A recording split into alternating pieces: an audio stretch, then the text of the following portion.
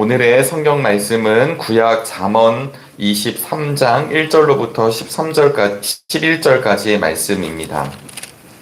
잠언서 23장 1절로부터 11절까지의 말씀입니다. 제가 가지고 있는 성경은 1069쪽 즈음에 있습니다. 잠언서 23장 1절로부터 11절까지의 말씀을 우리 한 절씩 교독하시고 마지막 절은 함께 읽겠습니다. 내가 높은 사람과 함께 앉아 음식을 먹게 되거든 너희 앞에 누가 앉았는지를 잘 살펴라.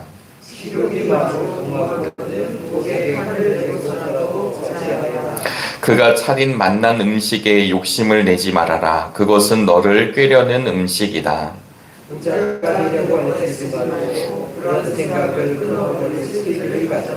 한순간에 없어질 재물을 주목하지 말아라. 재물은 날개를 달고 독수리처럼 하늘로 날아가 버린다. 너는 인색한 사람의 상에서 먹지 말고 그가 즐기는 맛난 음식을 탐내지 말아라. 무릇 그 마음의 생각이 어떠하면 그의 사람됨도 그러하니 그가 말로는 먹고 마셔라 하여도 그 속마음은 너를 떠나 있다. 내가 조금 먹은 것조차 토하고 너의 아침도 헛된 대로 돌아갈 것이다. 미련한 사람의 귀에는 아무 말도 하지 말아라. 그가 너의 슬기로운 말을 업신여길 것이기 때문이다. 옛날에 세워놓은 정력들을 옮기지 말며 함께 읽겠습니다. 그들의 구원자는 강한 분이시니 그분이 그들의 송사를 맡으셔서 너를 벌하실 것이다. 아멘. 주님의 은혜와 평강이 이 무더운 여름이 계속되고 있는 이때 사랑하는 우리 정릉의 교우들과 함께 하시기를 주님의 이름으로 소망합니다. 어느덧 7월의 마지막 날입니다. 지금까지 함께 해주신 하나님의 은혜를 감사하는 우리 모두가 되길 원하고요. 그리고 이제 또 내일은 8월의 첫날, 또 이어서 계속해서 하나님께서 허락하신 시간을 또 생명을 마주하게 될 텐데요. 그럴 때마다 우리 주님을 신뢰하는 믿음의 성도들이 되시기를 간절히 바랍니다. 느끼셨겠지만 새벽에도 참 덥습니다. 무더운 날이 계속 진행되고요. 한낮에는 아침부터도 푹푹 찌고 지열도 있고 또 차량에서 나오는 그 온도들도 있습니다.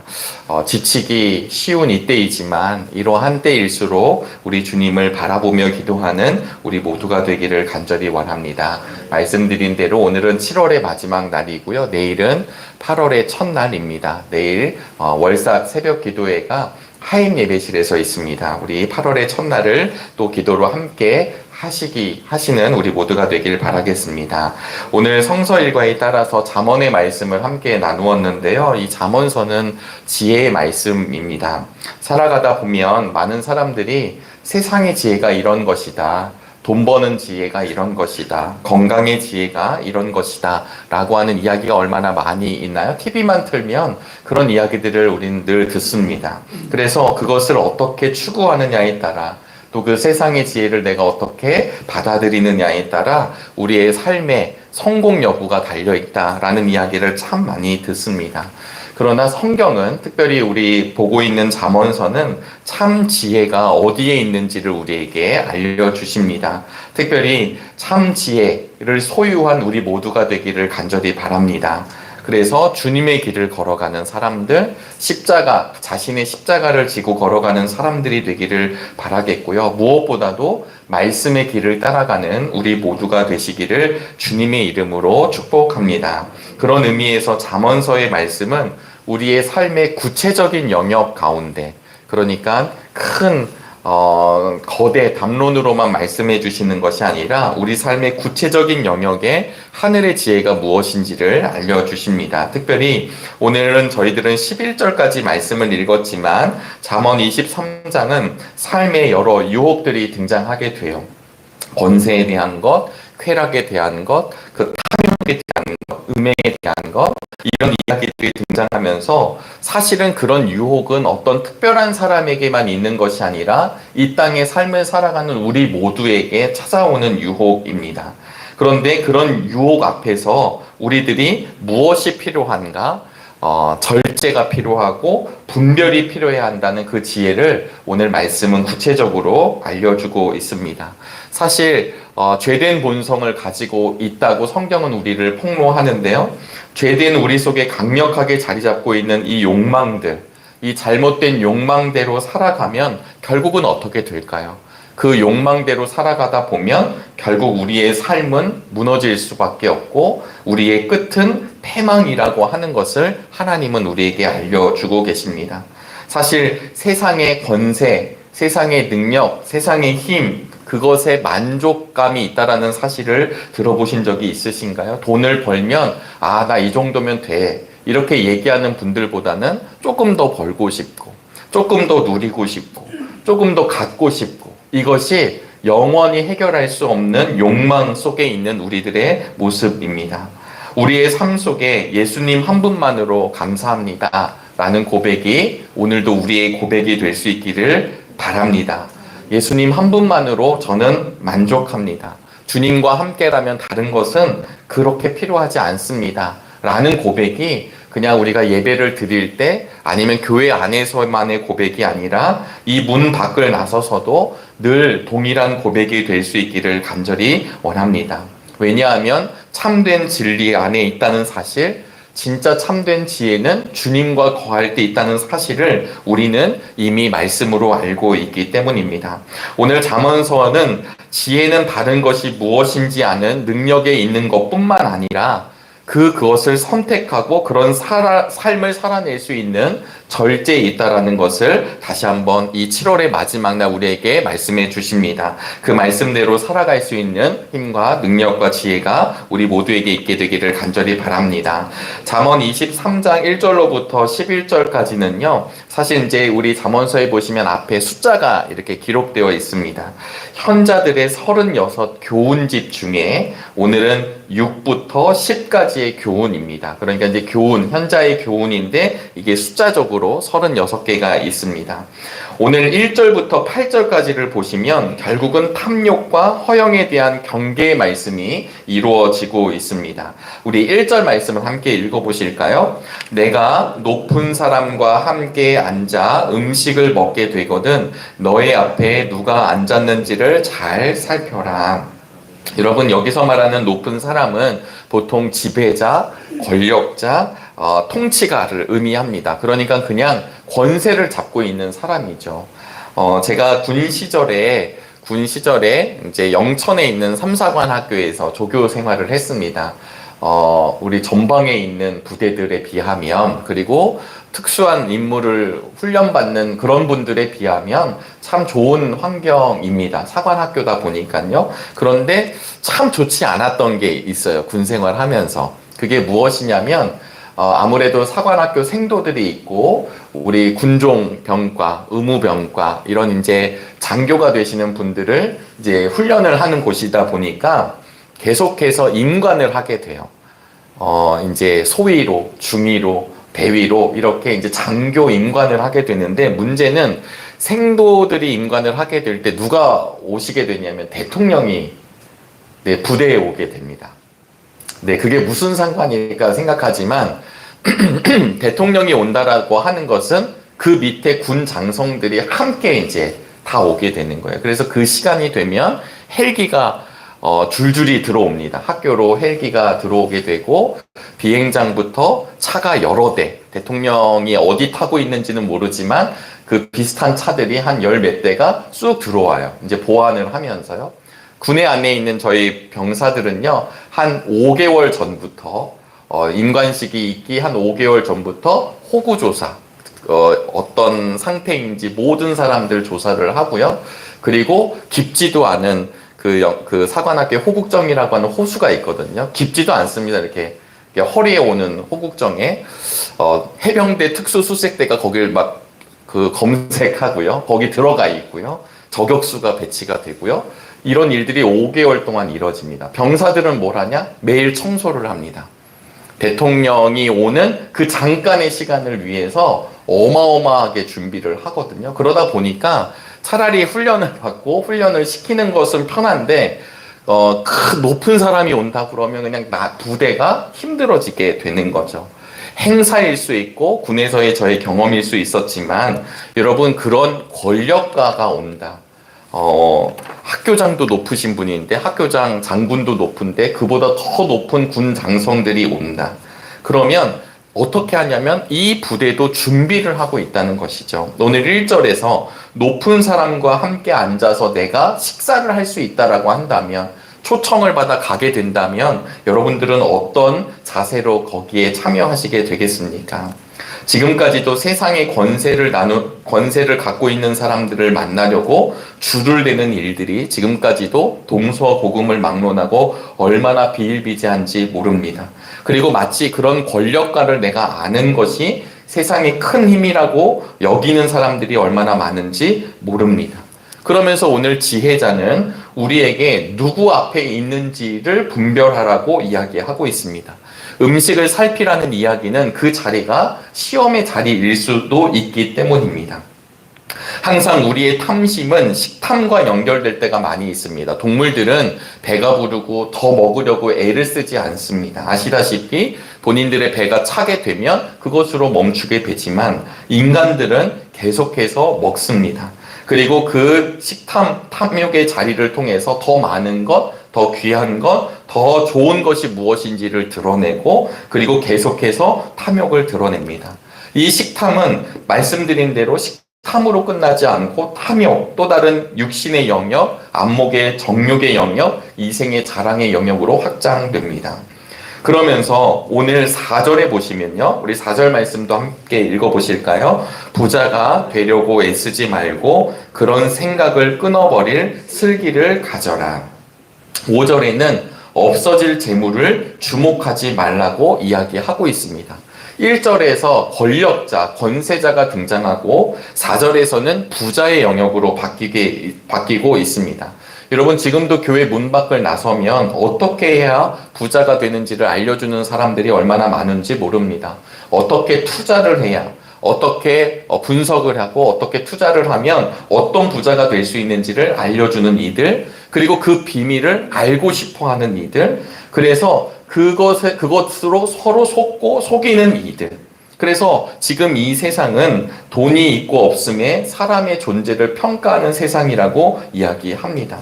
돈을 위해서라면 얼마든지 자신의 몸도 자신의 영혼도 팔려고 하는 젊은이들이 얼마나 많은지 모릅니다. 내가 이 기간만큼은 내가 내 영혼을 팔아서라도 돈을 벌고 그 이후에 내가 나답게 살아가야지. 그러나 이 이야기는 결국 황폐한 이야기가 되고 멸망의 이야기라는 사실을 잘 알게 될 것입니다. 남의 이야기로 듣고 싶지만 크고 작은 영역에서 우리는 우리의 죄된 본성 안에서 이렇게 내가 누리고 싶어 하는 것, 그리고 더 많이 얻고 싶어 하는 부자가 되고 싶어 하는 마음이 우리 속에 내재하고 있습니다. 성경은 이것을 꿰뚫어 보십니다. 그래서 5절에 한순간에 없어질 재물을 주목하지 말아라. 재물은 날개를 달고 독수리처럼 하늘로 날아가 버린다. 독수리가 참새가 아니잖아요. 독수리는 확 왔다가 낚아채고 올라갑니다. 어떻게 재물을 찾아올 수 있을까요? 절대 찾을 수 없습니다. 그냥 끝났다는 이야기입니다. 재물은 한순간에 사라질 수 있다는 이야기, 재물은 한순간에 병고침으로 탕진할 수 있다는 이야기, 한순간에 도박으로 날릴 수 있다는 이야기라고 우리는 생각할 수 있습니다. 그러나 그 근원에는 하나님이 걷어가시면 재물은 사라지고 만다라고 하는 것입니다. 오늘 잠언서의 지혜자는 본문을 통해 처음에는 높은 사람과 함께 앉아 음식을 먹는 이야기로 시작하고요. 그리고 높은 사람이 바로 부자의 영역도 있음을 알려주고 있고요. 그리고는 이렇게 이야기합니다. 6절의 말씀입니다. 너는 인색한 사람의 상에서 먹지 말고 그가 즐기는 맛난 음식을 탐내지 말아라. 이 높은 사람이라는 것은 결국은 인색한 사람이라는 것을 알려주는 것이 아닐까, 저는 그렇게 말씀을 묵상하게 되었습니다. 인색하다라는 건 지금 먹을 것을 조금 내었다라는 뜻이 아닙니다. 먹을 것을 풍성하게 내었고 권력에 대한 이야기, 그 다음에 어떻게 하면 도와줄지에 대한 이야기, 어떻게 하면 너가 성공할 수 있을지에 대한 이야기를 이야기하고 있지만 결국은 아첨하는 그에게는 인색한 사람이라는 것을 폭로하고 있습니다. 사라질 것, 없어질 것, 그러나 더 중요한 것은 기대고 있는 그 권력자가, 그 부자가, 그 사람은 결국은 인색하다라는 것입니다. 그래서 어떻게 되냐면 모든 것이 너의 아첨도 헛된 대로 돌아갈 것이다. 여러분, 너무나도 당연한 말씀 같지만 이 말씀을 읽으시면서 어떤 마음이 드실까요? 우리가 예수님 한 분만으로도 만족합니다 라고 이야기하면서도 다른 것에 기웃기웃 거릴 때가 얼마나 많이 있을까요? 능력 있는 사람, 능력 있는 어떤 사건, 그리고 나를 이어줄 어떤 무언가에 기댈 때가 얼마나 많이 있습니까? 심지어 10절에는 이런 말씀도 등장합니다. 옛날에 세워놓은 밭 경계표를 옮기지 말며 고아들의 밭을 침범하지 말아라. 이 말씀이 있다는 사실은 어쩌면 그렇게 살아가는 사람들이 많다라는 것을 증명하는 것인지도 모르겠습니다. 여기에 경계표가 등장하는데요. 제가 늘 이렇게 서울 근교에서 살아가다가 군 시절에 제가 아까 조교라고 말씀을 드렸는데요. 함께 했던 조교 과목이 무엇이었냐면 제식하던 조교들, 그리고 경계를 서는 조교들, 화생방 조교들, 그리고 독도법 조교들이 저희들이 함께 생활을 했습니다. 독도법 우리 옆에 있는 소대 조교들은 항상 지도를 들고 이제 막 교장을 다니죠. 우리 훈련 받는 생도들과 함께. 그러다 보니까요, 이때 경험한 게 무엇이었냐면 이제 쫄병 때 이 경계표를 하나씩 짊어매고요. 더블백에다가. 그리고 이제 한 30명이 이런 비석을 하나씩 짊어들고 이제 갑니다. 왜냐하면 분명히 이렇게 땅 소유가 다 구분이 돼 있겠지만 아무래도 이제 농촌 지역이고 시골이다 보니까 경계표 말뚝을 세워서 이곳은 우리 육군 3사관학교 훈련하는 곳입니다. 여긴 군사 지역입니다. 이런 것들을 표시를 하는 것을 병사들이 했어요. 그래서 다 짊어매고, 그래서 제일 멀리 가는 사람들이 2등병이 매고요. 가장 가까운 곳은 병장이 매서 병장부터 이제 사라지는 거죠. 그래서 그 경계표를 박았습니다. 옛날에는 땅과 땅 사이를, 지금은 다 이렇게 어떤 서류들이 있겠지만 옛날에는 이 경계표를 가지고 나타냈던 것을 이 성경은 이야기하고 있습니다. 그런데 사람들은 욕심에 따라서 이 경계표를 옮겼습니다. 같이 가서 확인할 길이 없으니까 이 경계표를 조금 더 넓게, 그래서 나중에 가보면 여기가 돼 있지 않느냐라고 하는 것이죠. 심지어는 이 고아들의 밭을 침범해서 그 안까지도 경계표를 놓는다는 것입니다. 여러분, 레위기서에 보시면 하나님은 언제나 모두의 하나님이십니다. 특별히 절대적으로 도움이 필요한 이들을 돌보라고 하셨고 그 약자들의 하나님임을 드러내십니다. 이것이 율법의 정신임에도 불구하고 이스라엘 사람들은, 이 부자들은, 혹은 욕심이 많은 사람들은 경계표를 옮겨서 자신의 부를 다시 늘리고 있다는 사실입니다. 여러분, 결국 이스라엘의 역사는 어떤 역사로 흘러가냐면 망하는 역사로 흘러가고 있습니다. 하나님 보시기엔 모두 다 나그네 인생 아닐까요? 아무리 내가 소유했다라고 하더라도 내 소유된 땅이, 내 삶이 끝나면 내가 소유하고 있다고 하지만 끝나게 되고 자녀에게 물려주겠죠. 그리고 또 시간이 지나다 보면 자녀가 팔 수도 있고 날아갈 수도 있고, 그러면서 결국 내가 소유했다라고 하는 땅은 나의 것이 아니라는 것을 우리가 알지만 사람들은 그 소유를 가지려고 애를 씁니다. 하나님은 말씀하시죠. 내 것은 하나도 없다라고 하는 것입니다. 결국 10절에서 말씀하고 있는 경계표를 옮기는 일도 욕망의 일이요 탐심의 모습입니다.